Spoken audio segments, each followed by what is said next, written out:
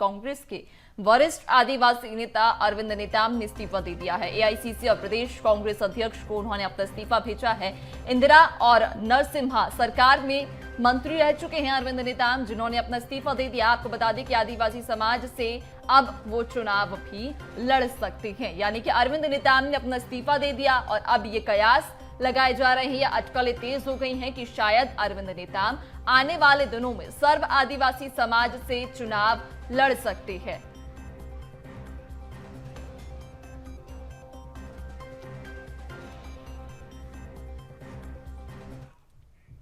और अरविंद नेताम से हमारे संवाददाता शिखर देवांगन ने एक्सक्लूसिव बातचीत की है, पहले आपको वो सुनवाते हैं।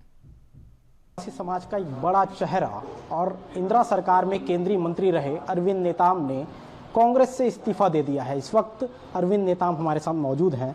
सर, कांग्रेस से इस्तीफा दे दिया है, क्या बड़ी वजह है? अब कांग्रेस से इस्तीफा देने का तो सबसे बड़ा कारण है कि इस देश में चाहे पार्लियामेंट हो चाहे विधानसभा हो, बहुत से कानून आदिवासियों की रक्षा के लिए बनाया गया है। और लेटेस्ट जो सबसे महत्वपूर्ण कानून है पेशा कानून, जो हम लोगों ने पार्लियामेंट में बनवाया था। और हम जानते थे 1991 में जो उदारीकरण की नीति आई इस देश में, इससे आभास हो गया कि लुटेरे आने वाले हैं। हमारे आदिवासी इलाके में सब संसाधन है, खनिज है, जंगल है, पानी है, ज़मीन है, सब लूटने आएंगे और सरकार के साथ लूटेंगे। और यही हो रहा है, इस राज्य में यही हो रहा है और यही कारण है कि हमको छोड़ना पड़ गया। सर, एक बड़ा बाहुल्य क्षेत्र जो है आदिवासियों का है छत्तीसगढ़ में, 29 विधानसभा सीटें आती हैं। इस लिहाज से देखा जाए तो क्या अरविंद नेताम 2023 में विधानसभा चुनाव लड़ेंगे? नहीं, मैं लड़ूंगा नहीं। समाज लड़ने के लिए फैसला किया है, समाज लड़ेंगे, हम उसको मदद करेंगे, उसको मार्गदर्शन देंगे। क्या अरविंद नेताम चुनाव नहीं लड़ेंगे 2023? ना सवाल है, इस उम्र में कौन चुनाव लड़ेगा भाई? हो गया, बहुत हो गया। हमको जो करना था अचीव कर लिया जीवन में, राजनीति में। आप कांग्रेस में भी रहे, आपको नज़रअंदाज करने की आप बात कह रहे हैं, क्या आपकी बातों को सुना नहीं जा रहा था? सवाल यह है कि जब राहुल गांधी 5 साल पहले बुला लिए, हम तो बाहर थे, काहे के बुलाए भाई? पीछे पड़ के आ जाओ, नहीं, ये नहीं, आपका उपयोग होगा, आपकी अनुभव का लाभ मिलेगा। उसके बाद क्या हुआ? 4 साल कोई पूछे नहीं। तो हम तो अपने समाज के लिए टाइम डिवोट कर रहे हैं। हम तो शुरू से कह रहे हैं, हम पहले सामाजिक कार्य करते हैं, फिर राजनीति कर। अब राजनीतिक पार्टी हमारा उपयोग ही नहीं करते, तो हम काहे को वहाँ वेस्ट करें अपना टाइम? हम अपने दूसरे काम में लगाएंगे। अब लगा रहे हैं। आपने कांग्रेस पार्टी से इस्तीफा दे दिया। 29 विधानसभा सीटों में से 27 में कांग्रेस है।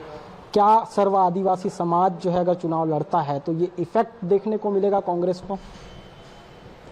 देखिए, पिछले अगर आप लोग जर्नलिस्ट है ना, 2018 का एनालिसिस करिए ना, क्यों 29 में 26 सीट आए, रिकॉर्ड है। क्या भूपेश बघेल के बलबूते आए हैं क्या? ये राहुल गांधी 2 बार आंदोलनकारियों हम लोगों के साथ में मिले हैं इसी रायपुर में। हम लोगों से रिक्वेस्ट किया है, ये सब जितने आंदोलनकारी हैं उसे पिछड़ा वर्ग भी है, आज भी हैं वो लोग। उनके रिक्वेस्ट से हम लोगों ने अपने आंदोलन को उसको किया और बीजेपी सरकार को उखाड़ फेंका है यहाँ से। ये मुगालते में है कि हमने अपने बलबूते से जीता और ये अहंकार हो गया है ना, तो देखेंगे। ऐसी अहंकार है तो अपने बलबूते पे तो इस बार भी अब करें ना भाई, हमें क्या दिक्कत है? जीते 70 सीट से 90 सीट जीते, मुबारक हो।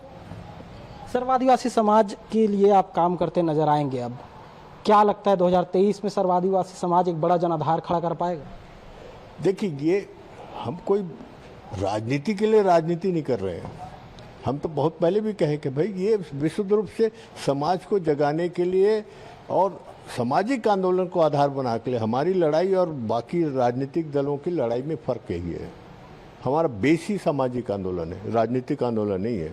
बिल्कुल ये आदिवासी नेता अरविंद नेताम और उन्होंने कांग्रेस से अब इस्तीफा दे दिया है और इस्तीफा देने के बाद सर्व आदिवासी समाज को सपोर्ट भी करेंगे, क्योंकि आने वाले 2023 विधानसभा चुनाव में आदिवासी बहुल क्षेत्रों पर सर्व आदिवासी समाज को खड़ा करने की कोशिश भी अरविंद नेताम करते नजर आएंगे। कैमरा पर्सन धर्मचंद साहू के साथ शिखर देवांगन, BSTV रायपुर।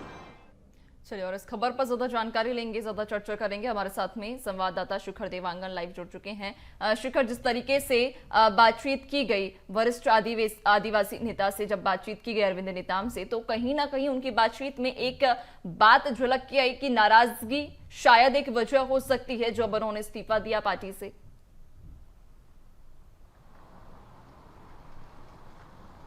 देखिए, आज से 4 साल पहले जब राहुल गांधी की एक बड़ी सभा राजधानी रायपुर में हुई थी, उस दौरान अरविंद नेताम कांग्रेस का दामन थामते नजर आए थे, क्योंकि आदिवासियों का एक बड़ा चेहरा अरविंद नेताम है और अरविंद नेताम सर्व आदिवासी समाज से बिलोंग करते हैं और उस समाज के लिए लगातार काम करते नजर आए हैं। यही वजह है कि कांग्रेस चाहती थी कि अरविंद नेताम उनके बीच आ जाए। राहुल गांधी उसे लेकर चर्चा भी करते नजर आए और जब चर्चा हुई और चर्चा जब फाइनल हुई, उसके बाद अरविंद नेताम कांग्रेस का दामन थामते नजर आए।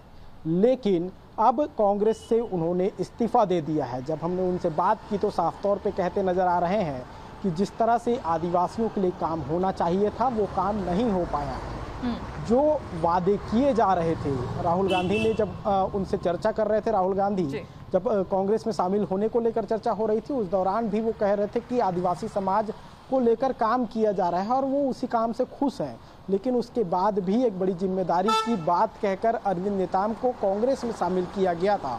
लेकिन अब अरविंद नेताम उससे नाराजगी जाहिर करते हुए कांग्रेस से इस्तीफा दे दिए हैं। ये साफ तौर पे कहा जा सकता है कि 2023 विधानसभा चुनाव नज़दीक है और विधानसभा चुनाव के ठीक पहले एक बड़े आदिवासी नेता का कांग्रेस से जाना एक इफेक्ट जरूर छोड़ेगा कांग्रेस पर, क्योंकि जिस तरह से एक बड़ा जनाधार अरविंद नेताम के साथ है, लगभग प्रदेश की जो 29 विधानसभा सीटें हैं जिसमें आदिवासियों को आरक्षण मिला हुआ है, उन तमाम सीटों पर इस बार सर्व आदिवासी समाज अपने प्रत्याशी खड़ा करते नजर आएगा। लेकिन उस सर्व आदिवासी समाज को बैक सपोर्ट देने का काम अरविंद नेताम करते नजर आएंगे। जिस तरह से हमने बातचीत की है, वो साफ तौर पे कह रहे हैं कि 2023 विधानसभा चुनाव में अरविंद नेताम चुनाव नहीं लड़ेंगे, लेकिन बैक सपोर्ट जरूर करेंगे। और बैक सपोर्ट जब किया जाएगा तो आदिवासियों का जो बड़ा जनाधार है अरविंद नेताम के साथ, वो मूव होता नजर आएगा।